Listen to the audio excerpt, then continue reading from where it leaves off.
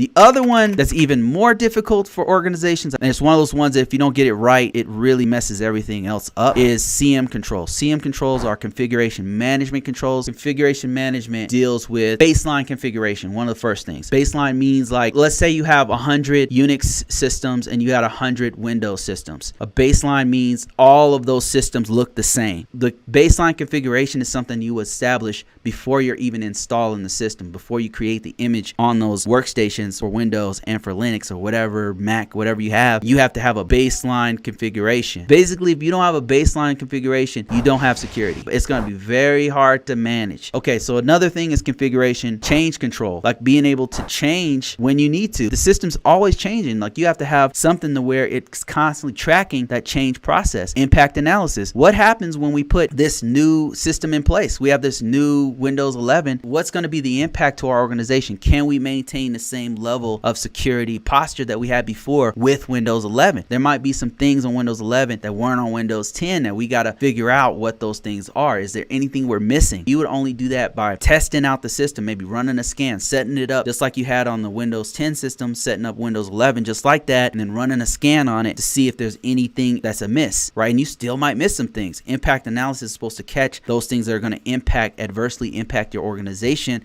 when you put it in place. So you can see this is super important. Configuration settings, least functionality. This is one of those things that if an organization doesn't get this right, everything else becomes harder. CM controls are super important. Configuration management, impact analysis, baseline configuration, change control. This is something that most organizations get wrong, and when they get it wrong, it affects all other security. All documentation is affected by this. All your hardware, software list is affected by this. Your lists to your what sites people are allowed to go through is affected by your CM controls. CM controls is way more important than people give it credit. If an organization doesn't get it right, it makes everything 10 times harder. I'm telling you, like, most organizations, whether it be they federal or private, public or private, they have problems with this particular control. Any organization that I went to that had this down, it's less problems. So I would say CM controls and SI controls.